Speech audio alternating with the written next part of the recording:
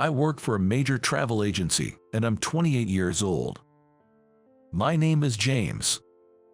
My wife, Lisa, is the same age as me. We met during our student years, started dating, and got married after we began our careers. Even after marriage, we decided to continue working until we had children, so Lisa kept her job at the bank where she worked before we got married. After finishing my usual customer service tasks, I was doing some paperwork when a new customer walked in. Instinctively, I greeted them and headed towards the entrance, only to find Lisa, who was supposed to be at work, and a man I didn't recognize standing beside her. The two of them were cozily nestled together, like a couple. Come on, this can't be happening. I had always believed that infidelity was something that would never touch my family. But that belief was my mistake. We had been married for 3 years. We had been trying for a baby since right after we got married, but had not been successful. Work got busy, I got a promotion, and our time together dwindled.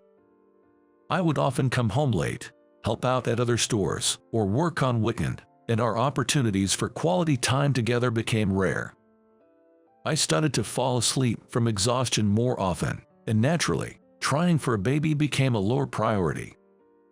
Lisa had always talked about wanting children, and I felt guilty about it. So, I decided to have a serious conversation with her after dinner. Hey, there's something I want to talk about. It's about having kids.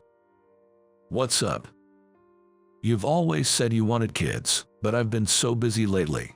I want to be more supportive, but with the promotion and the busy season coming up. I see, it can't be helped. You're doing great at work. Yeah, sorry about that. It's okay, it's not your fault. I had gathered my courage to discuss this, but that was the end of the conversation for Lisa. I was happy that she seemed to understand my busy schedule, but in hindsight, her response was too casual for someone who had always wanted children. I should have realized something was off then. Lisa had always been meticulous about her appearance because of her job at the bank, but even I, who couldn't tell the difference between makeup trends, noticed that her style, hair, and overall vibe had changed. She seemed to have become more polished and attractive. I once commented, "You've been dressing up a lot lately. What's up?" "Is that bad? A beautiful wife makes you happier, right?" she replied. Honestly, Lisa was beautiful, and thinking of her as my wife made me even happier. I convinced myself that she was doing all this for me and fell for her even more. But now, I realized that her sudden change was too drastic. After the peak season, when the foot traffic at the agency settled down, I managed to leave work a bit earlier than usual. Lisa usually finished work before me and rarely worked overtime, so she was typically home before me. However, one day, I came home to find the lights off. Lisa wasn't home yet. I thought it was unusual but didn't think much of it. However, this started happening more frequently, and Lisa's return time got later and later. When I texted her, she often took a while to reply. Worried, I asked, "You've been coming home late recently. Did something change at work?" She sighed and said, "Well, it's not exactly a transfer, but my workload has increased. I've been doing nothing but overtime lately. It's getting to me." I knew I wouldn't understand the details of her work, and there might be things she couldn't share. I had been neglecting our efforts to conceive, and since I usually came home later, Lisa had been taking care of most of the household chores and meals. I wondered if I had been putting too much strain on her. Thinking it was time for me to support her, I made up my mind. For my beloved wife. "It's tough, huh? I'll do what I can, so let's work through this together." "Really, it's been hard lately, so that would be a big help. Thank you." From that day, I took on more household responsibilities and started cooking dinner whenever I got home early. I learned from the internet and cut books. And although cooking for someone else was new and challenging for me, I found it enjoyable. It felt like a way to make up for neglecting our efforts to conceive and to give back to Lisa. I even managed to become more efficient with our grocery shopping, though I wouldn't say I reached the level of being frugal. Around this time, our schedules aligned even less, and our intimate life became almost non-existent. Lisa started going out more on weekends, often not returning until late, with various excuses. Gradually, I found myself taking on more of the household duties, including cooking, cleaning, and laundry. But seeing Lisa heading out to gatherings, saying I wanted to get promoted and needed to network, I couldn't bring myself to say anything, considering I had also burdened her with my own ambitions for promotion. Not being familiar with the banking industry, I assumed such networking was crucial, and given her superior performance, I thought it best to let her do as she pleased. A while later, when I ran into one of Lisa's colleagues at the supermarket after work, the conversation took an unexpected turn. Although we weren't close, I knew the colleague from previous outings with Lisa. Good evening. You're Lisa's husband, right? Good evening. Yes, I am. Long time no see. I'm glad I didn't mistake you for someone else. As we made small talk, her colleague mentioned something that caught me off guard. It's really nice that both of you are into cooking. Pardon? I asked, surprised. The colleague looked puzzled. Lisa has been really into cooking lately. It's amazing how she's beautiful, good at her job, and even cooks special dishes for her husband. She even left work on time today to cook. Today as well. Yes, isn't it? Are you out getting some missing ingredients? He asked with a smile. I was momentarily speechless, confused by the mismatch between what was being said and what I knew. My basket was full of groceries, making it hard to come up with an excuse. Today, I'm cooking one dish, and, I'm also stocking up for when I cook next. Haha, I managed to say. Still puzzled, I hurried home, half expecting Lisa to be there. But she didn't return until late, as usual. Sorry for being late again. I had something at the convenience store, so I'll eat what you made tomorrow, she said, putting the side dishes I had left out into the fridge. The fridge was mostly stocked with groceries I had bought. I hadn't seen Lisa cooking for a while now. This is when I began to suspect infidelity. Though I started to doubt Lisa, I wasn't sure what to do at first. Wanting concrete evidence, I eventually decided to hire a detective to investigate her for possible infidelity, setting the investigation period for 1 month. Unable to take time off work and with our dates becoming a rarity, I spared no expense, hoping for a clear resolution. While I had a detective working on the case outside, I decided to do some investigating of my own at home, albeit with a sense of guilt. I wondered what I'd do if I found photos or something incriminating, but no new discoveries came to light. I searched in places where things might be hidden, even reaching into the back of the dresser, but found nothing. Maybe it's just my misunderstanding, and she's really just busy with work. While meticulously searching everywhere, I found something unfamiliar at the bottom of the bedroom trash can. It was a strip of pills. I didn't recognize the shape of the strip, but upon searching the name of the medication written on it, I discovered it was a contraceptive pill. While not definitive proof of infidelity, it was puzzling why she would use such a thing when we were trying to have a child. It seemed unlikely that a guest would dispose of contraceptive pills in our bedroom trash can. It had to be hers. Though our intimate moments were rare, they existed, partly in hopes of conceiving. Finding the pills, I was almost certain of her betrayal. A month later, I visited the detective agency in person to receive the investigation report, preferring this to potentially risky postal delivery. The findings confirmed my suspicions. The investigator provided a detailed chronological explanation. I had decided on the scope of the investigation myself, but I was somewhat carried away by the suspicion of infidelity. so I was surprised at how thoroughly they had conducted the investigation. It seemed the other party was a senior colleague from her workplace, but I was astounded by how they hadn't noticed being followed, having their conversations recorded, and being clearly photographed. It's unfortunate, but I found it ironic when told this. On the night she didn't return until late, she was either dining with this man or visiting his place. Well, it was mostly hotels, actually. At this point, I couldn't help but laugh. I also felt a self-loathing for not having noticed it all along. But given the circumstances, I couldn't stay with her anymore, nor did I want to. I decided to hire a competent lawyer and start preparing for a divorce. Fitting this in between work without arousing suspicion was challenging, but having solid evidence sped up the preparation process more than I expected. Then came the fateful day. Lisa mentioned she'd be leaving home earlier than usual.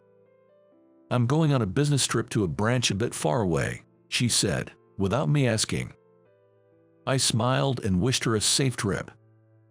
That day, I was also heading to a different branch in the same area, but since Lisa skipped breakfast and left early, our departure times didn't coincide. And then, during work on that day, Lisa appeared at my workplace with a man from the detective's photos. Come on, you've got to be kidding. It wasn't the shock of encountering the affair that made me think this. It was the sheer audacity of them showing up at a branch where I might be working. Maybe we should go abroad. I'd love to relax at a resort hotel. Really? Then, let's do that. Their sickly sweet voices were unbearable. I intervened with a smile. Have you decided on your travel destination? We can tailor a plan to suit your needs. What? Lisa froze. She stared at me, her face growing increasingly rigid. I guess she only knew about the branch I initially worked at and hadn't kept up with my occasional shifts to other branches. Choosing this branch, of all places, showed a lack of thought. Thank you. My girlfriend and I were just discussing going overseas. Is that so? I'm sure you'll have a wonderful trip. Please, have a seat here. As I offered a seat at the counter, the man sat down without any suspicion, seemingly unaware of Lisa's delayed reaction. Thank you for considering our agency. My name is James. Could you tell me about your preferred destinations and budget? Well, we don't want to go too far because of work, but we're thinking of a resort destination, right? Is there something wrong? No, just whatever he said. Lisa's behavior was clearly off, but she tried her best to sound composed, choosing to play along. How about Hawaii? The plan would depend on what you're looking for. For example, I maintained a professional demeanor. The man was quite enthusiastic, discussing flights, hotel classes, and locations. Given their age group, their requests were quite lavish, and I meticulously tailored and aligned a plan to their needs, while carefully avoiding letting Lisa speak too much, focusing more on the man's opinions. Lisa seemed intimidated by my unwavering demeanor. Maintaining a facade of planning a lovely trip for a couple, the plan quickly came together, leading to an agreement. At the perfect moment, I delivered the punchline with a smile. So, all we need now is the contract. Thank you. Enjoy your wonderful affair trip. What? An affair trip, right, Lisa? How can you say it's an affair to a customer? Because I'm Lisa's husband. You could just ask her, couldn't you? Lisa turned a remarkable shade of pale. While Lisa seemed confused, the man next to her was even more clueless, floundering with saying, what? The fault lies with them, after all. Before the shock wore off, I leaned in close to the trembling Lisa and whispered, "We're getting a divorce." Draining even more color from her already pallid face, Lisa could only look at me, utterly terrified. Then, I promptly assured the bewildered pair out of the store, saying, "Please leave now." It was truly refreshing. Although my colleagues were initially puzzled, they believed my story thanks to the trust I had built up through my work, and after some sympathy, I was allowed to head home early. So, I decided to contact my lawyer and wait for Lisa's return at home. As I enjoyed a relaxed dinner at home, I heard arguing outside, followed by the doorbell. Opening the door, I found Lisa, disheveled and tear-streaked, apologizing profusely with the other man. "I'm so sorry. What we did was unforgivable." "Stop it. Just stop. It's you who needs to stop. Apologizing is the least you can do." They started arguing again at the doorstep. To avoid causing a scene, I let them in and heard them out in the living room. It seemed the man was misled by Lisa, who had apparently told him she had broken up with me because I was a man with nothing to gain except money. "Regardless, the fact remains that we had an affair. Please allow me to compensate you," the man said. Ignoring him, Lisa, half in a huff, muttered, "If you hadn't said anything, there'd be no proof. It could have been dismissed as a misunderstanding." "Hold on." I interjected and brought out copies of the evidence photos I had planned to confront her with, placing several of them in front of her. Pictures of them kissing passionately, entering and leaving hotels, embracing each other, all unmistakably incriminating. Lisa, turning as pale as she had in the afternoon, screamed and covered the photos with her body. "Why? I don't want this. No." The man kept repeating, "I'm sorry, I'm sorry. I knew about this long before you showed up today. I was prepared. I'm not as naive as to casually visit the branch where your husband works," I told her. Lisa then fell silent, her face flushed with embarrassment. I might have been harsh, but I wanted to speak my mind. "As I said earlier, we're getting a divorce. It's already decided." Hearing this, Lisa burst into tears. I had never seen her so emotional, and I felt nothing but disdain for someone who cries and screams over being caught in wrongdoing.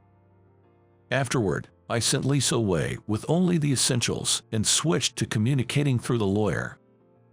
The divorce was finalized swiftly. Lisa seemed to have planned to be with the man, but he, being decent despite the affair, rejected her. She even ludicrously inquired through the lawyer, "If we don't get divorced, do I not have to pay alimony?" The lawyer explained to her that wasn't the case, and she seemed to understand, not being particularly unintelligent. I decided to believe the man's word since he appeared sincere. And so the divorce proceedings were complete. Regarding what happened next, Lisa apparently lost her job due to the scandal, as trust is crucial in her field. She hadn't confided in her parents, who were proud of her banking career, and was now deceiving them. I hadn't shared the details with my former in-laws. I felt bad for them, but have grown so averse to anything related to Lisa that I glossed over the truth.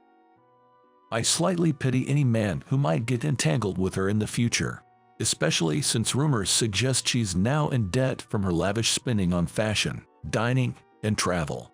I've made sure our mutual acquaintances are aware, reducing her potential support network. I hadn't found a new relationship yet, but thanks to Lisa's neglect of household duties, I've become quite adept at managing chores and am enjoying my single life. I'm even considering a solo trip.